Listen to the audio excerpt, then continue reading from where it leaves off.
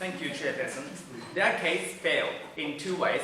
Firstly, their case is very speculative. It's like a gambling. We are not sure whether the fundamental revolution of the global society will really be materialized or not. At the expense of the ambiguity of social change, hundreds of thousands of individual rights are sacrificed and children suffer and excruciated and painfully, and the irreversible identity crisis will materialize. When we compare the tangibility and explicitity of the phenomenal level, I think the benefit is very marginal in this debate. Secondly, even if we can see that the social revolution will change within 50 years, or the 40 years, or 100 years, within that period of time, people continue to suffer. Why the trade-off is justified, ladies and gentlemen? People are not responsible for the racism created by society in the past. You can't punish the wrong actors for the things that they're not responsible for at all. And that is why their case is already false in this debate. I'd like to answer two questions in my speech. Firstly, is this justifiable compromise of parental rights? Secondly, does this enhance diversity or destroy and undermine diversity in the society in a global scale? First of all, about the parental rights, it's just a justifiable form of a compromise of parental rights. Our idea is there are some circumstances in which parental rights are compromised, but in many cases, in principle, parents do have a right to maintain their ownership of the children for 5 reasons. First of all, about the commitment. It is a parent who made a commitment to give a birth in the first place due to pregnancy or finding a partner or overcoming the infertility treatment and so on. State did nothing about it. It's all individual exertion and effort. That is why even abortion is allowed. Parents are able to take the ultimate responsibility about the decisions of parenting. That shows the fact that parental rights is in principle not compromised by the state for the social justice reasons or societal interests. No, thank you. Secondly, about the reciprocal rights. When certain things happen, let's say your child commits crimes, who takes responsibility?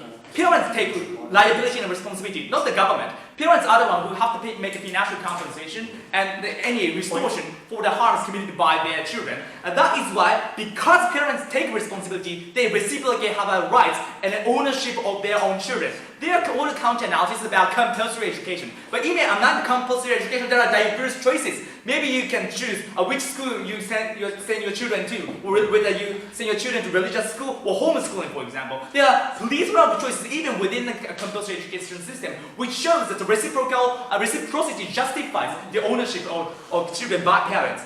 Thirdly, about the responsibility. The fact that racism is predominant in society is not because of the fault of parents, it's a fault of the government. It's a failure of the state. State failed to deal with those problems historically. Now you are shifting the burden and responsibility upon the shoulder of individuals who are the victims of racism, ladies and gentlemen. There's a moral pluralism in our society. You can't say which moral value is universal and perfect. Some communities, some parents see that blood connectivity is far more important rather than solving the social issues. Some parents believe that the integration of their racial community is very important value for them. You can't make a priority among the moral values that solving the racism is a paramount value, thereby we can justifiably take away rights of individual, of freedom of ideology and freedom of choice to enable them to choose the ideology that they can associate with. The state has no right to make that level of disproportionate intervention.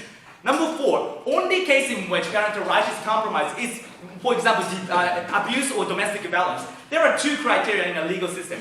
First of all, it's always reactive. When things happen afterwards, then it is justifiable for the state to take away parental rights. But that never happened proactively or preemptively, assuming that things will turn out to be worse all the time for children. Secondly, ladies and gentlemen, when parental rights are taken away, it is in the interest of that particular individual child, not because of the social interest or the societal security is created and guaranteed. For that reason, ladies and gentlemen, this is an irresponsible and unacceptable form of intervention. Finally, about conflicts, we understand that maybe conflicts will be minimized, but there are some other reasons why the conflicts happen in the society, maybe differences of ideology or religion or social class factors.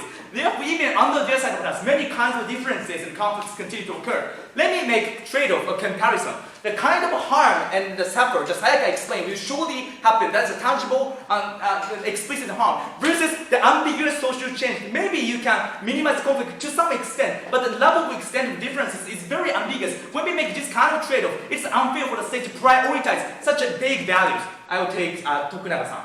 Even though there was no parental right to design what kind of exact character of the children, what kind of parental right are you protecting now? Yeah, we agree that parents are not allowed to design perfectly, but it doesn't automatically justify government taking away the rights of parents completely to determine uprising afterwards, and that is a distinction here. Finally, about diversity and inclusivity. The purpose of the solution is let's diversify the cultures so that no racism will happen.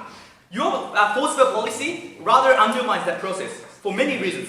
First of all, from the perspective of parents, when the parents fail parenting, they shift the responsibility to the blood, DNA, the heritages and so forth, rather than their own personal responsibility. The reason why my child commits crimes is because of the blood, because of the genetic reasons, because of the DNA. That's the kind of narrative that parents will dangerously construct in some circumstances. From the perspective of children as well, secondly, when the children's life is full of suffer, they will hate their blood, they will hate their destiny, they will hate their DNA, rather than trying to overcome the circumstances in which they face. Therefore, the narrative is that the individual, whether parents or children, community, shift the responsibility of suffer and problems to this kind of model. And what will happen is the relationship between children and the parents is destroyed.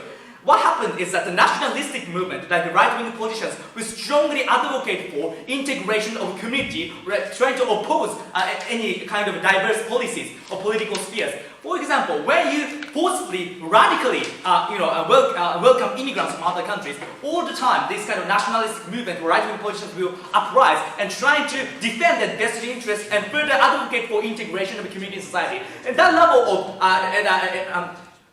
of xenophobic policies will be justified and culturally exacerbated when you forcefully mix everyone without consent of individual, without the consent of community. And that is how the other racially diverse policy like law and order, or immigration policy, or community building, or education, all those policies will be undermined because of this kind of backlash and social opposition by right-wing nationalist groups. We are happy to oppose. Thank you.